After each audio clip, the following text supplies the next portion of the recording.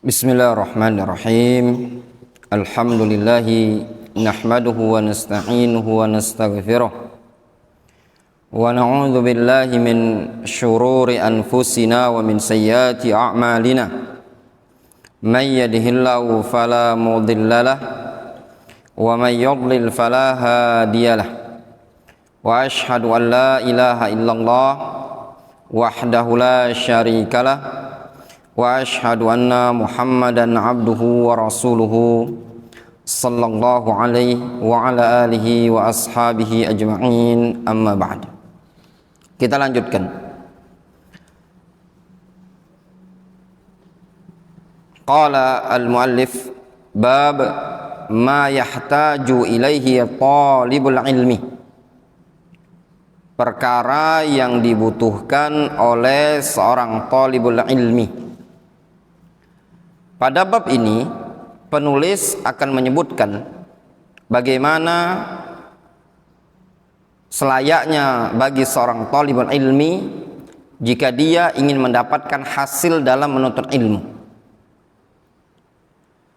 Sebagaimana seseorang ketika ingin mencapai apa yang ingin dia raih dari perkara-perkara dunia, maka butuh bagi dia untuk menjalankan sebab-sebab atau mengetahui teknik-teknik bagaimana cara mendapatkan dunia tadi.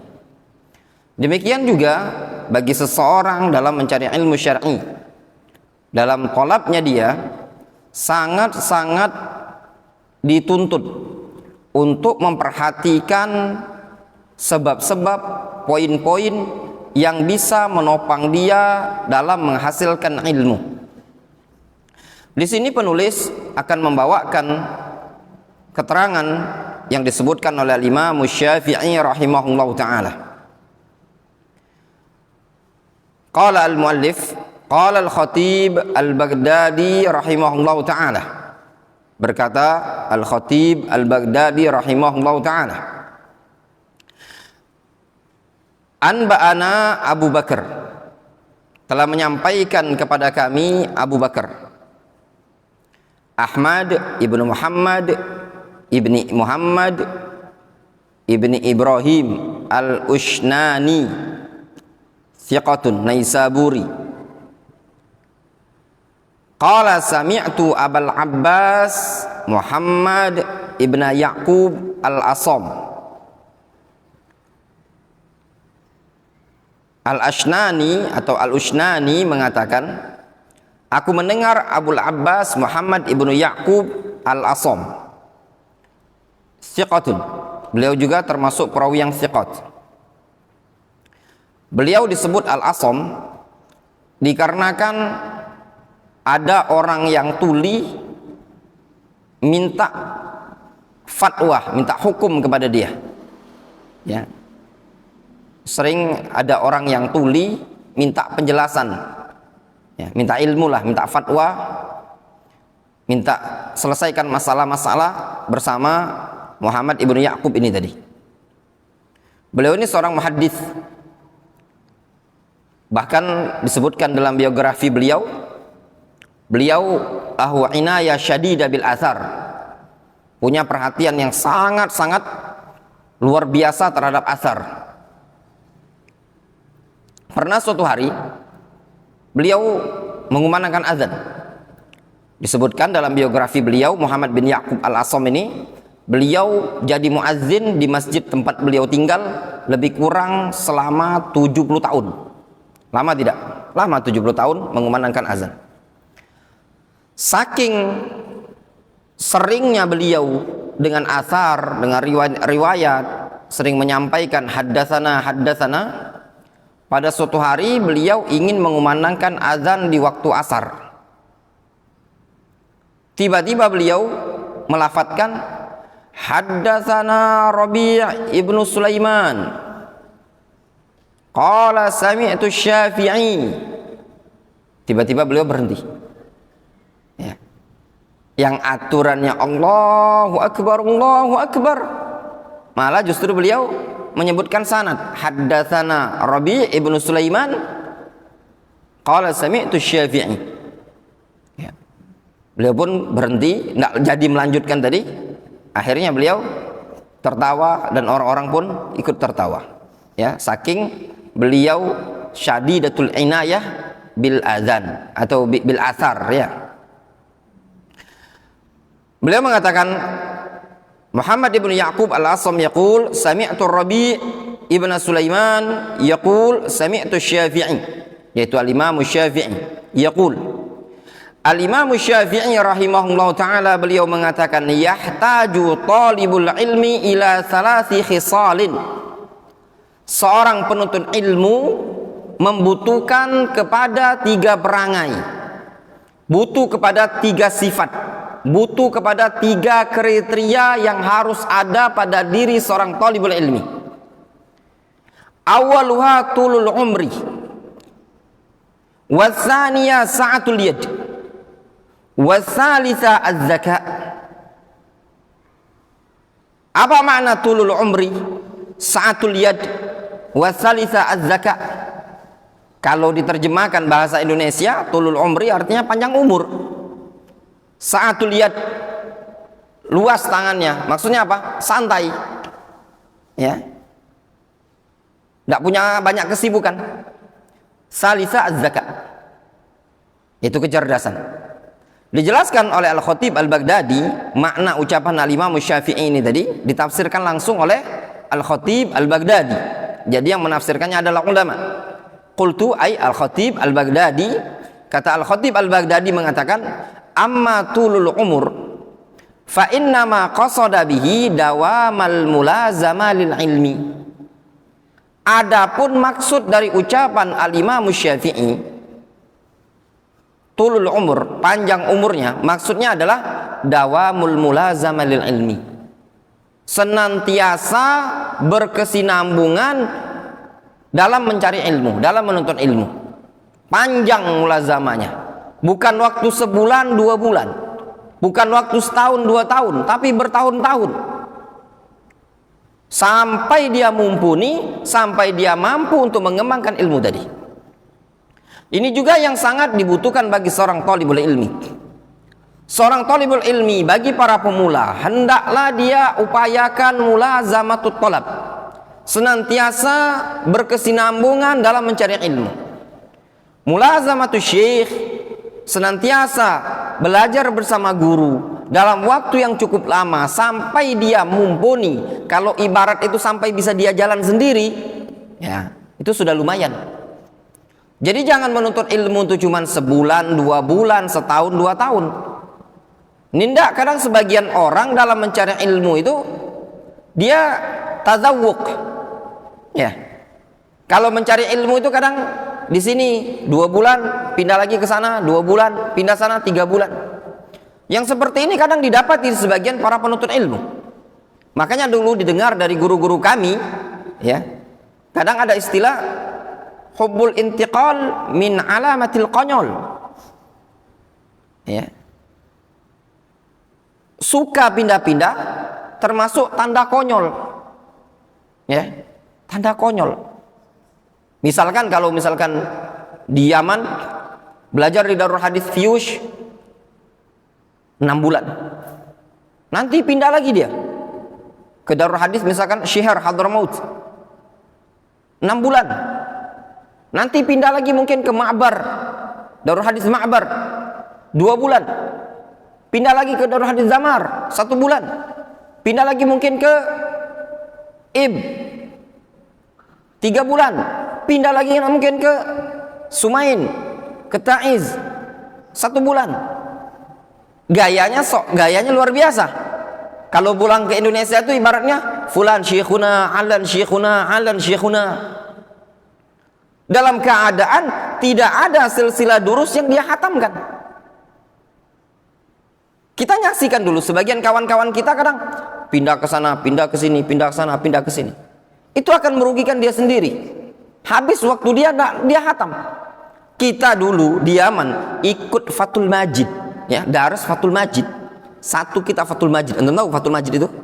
Wandia, setebal itu. Ana ikut daras itu butuh waktu 10 bulan.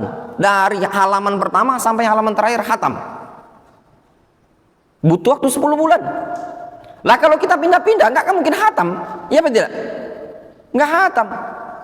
Sebagian orang pindah sana, pindah sini. Butuh dawamul mulazamah. Belajar sama guru ini tadi, sabar.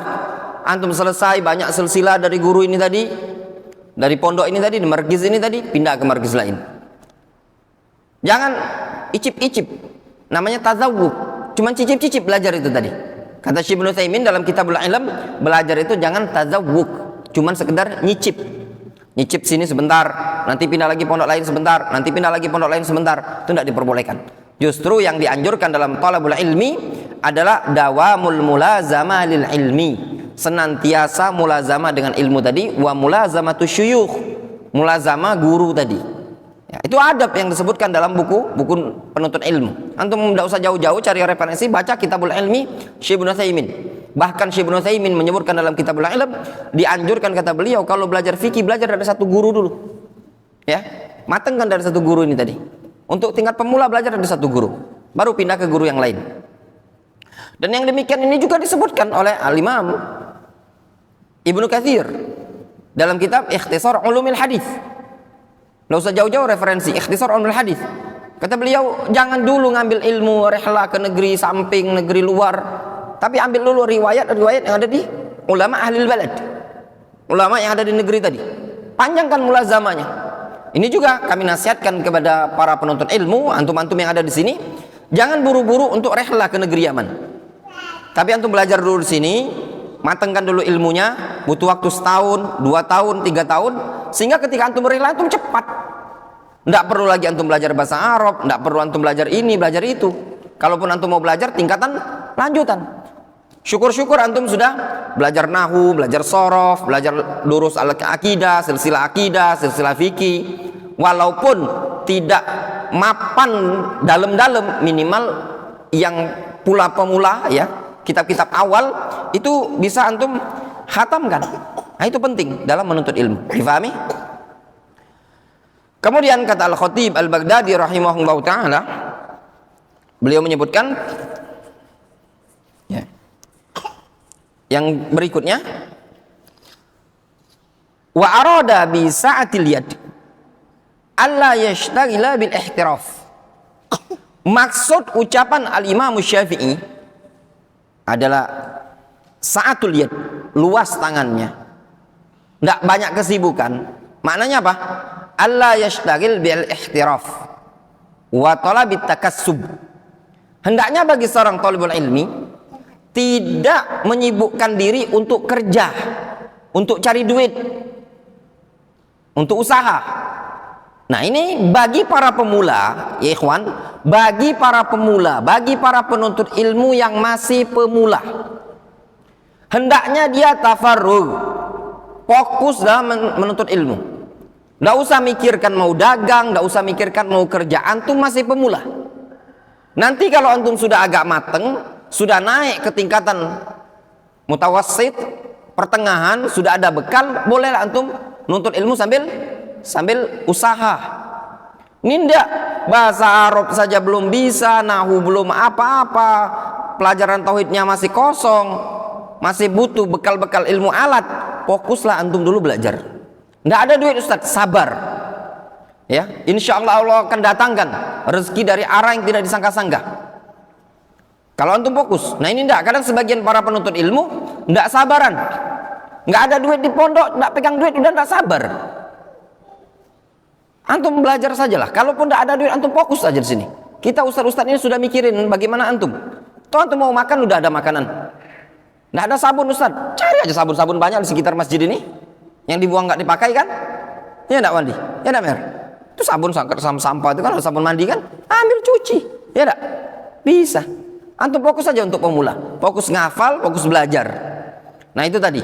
Di antara perkara yang dibutuhkan oleh seorang thalibul ilmi adalah sa'atul yad. Tidak tersibukkan dengan aktivitas baik nyari duit ataupun dia kerja atau dia dagang. Bahkan Al-Imam Syafi'i rahimahullah ta'ala beliau pernah mengatakan, lau kulliftu syira'a basalatin lama fahimtu al-mas'alah. Kata Imam Syafi'i, kalau seandainya aku dibebani untuk beli bawang saja, aku niscaya tidak akan paham satu permasalahan. Cuman bawang loh. Menyebabkan Imam Syafi'i bisa tidak paham satu permasalahan bidang ilmu. Terus bagaimana kalau antum disibukkan dengan ini, urusan itu, urusan itu? Karena antum masih pemula. Namun kalau antum sudah naik tingkatannya, sudah banyak bekal ilmunya, boleh antum sambil dagang, sambil jualan, tidak masalah. Demikian juga dilakukan oleh para salaf. Oleh karenanya sebagian salaf dikenal Az-Zayyat, As-Samman, Al-Hadza. Ya, karena mereka punya aktivitas. Al-Imam Abdullah bin Mubarak, beliau punya aktivitas. Ya. Banyak para salaf kita yang disibukkan dengan pekerjaan, berdagang. Namun lihat awal-awal mereka menuntut ilmu. Abu Hurairah di awal-awal menuntut ilmu apa? Lazamtun Nabiyya sallallahu alaihi wasallam 4 sinin. Abu Hurairah bermulazamah bersama Nabi sallallahu alaihi wasallam, belajar ke Nabi selama berapa? 4 tahun beliau. Orang-orang sibuk dengan perdagangan, ada yang sibuk jualan. Orang-orang muhajirin, orang-orang ansor sibuk apa? Berkebun, berladang. Abu Hurairah baru masuk Islam, baru hijrah. Beliau sibukkan dengan apa? Sibukkan dengan belajar di sisi Nabi sallallahu alaihi wasallam. Maka kalau kita mengambil sejarah dari Abu Hurairah, bagaimana Abu Hurairah dalam menuntut ilmu, di awal-awal Islam beliau tahu kadar diri beliau pemula, maka beliau sibukkan 4 tahun bersama Nabi sallallahu alaihi wasallam. Kalau antum ingin belajar, ingin mendapatkan ilmu, fokuskan dulu antum. Dalam waktu setahun 2 tahun belajar. Ya. Fa idza ista'mala al-qana'ah aghnathu an katsirin min dzalik. Ya. Kalau apabila seorang penuntut ilmu mengamalkan prinsip qanaah, qanaah itu merasa cukup. Apa yang datang dia sudah cukup. Niscaya dia akan terpuaskan dari segala urusan-urusan yang ada. Antum yang belajar di kita di Darul Hadis Palembang ini tadi, alhamdulillah, mau minum tinggal minum, mau makan tinggal makan. Ya. Ada yang dibantu orang tuanya, ada yang dibantu kakaknya. Allah Subhanahu wa taala berikan rezeki kepada antum dari arah yang tidak disangka-sangka terkadang.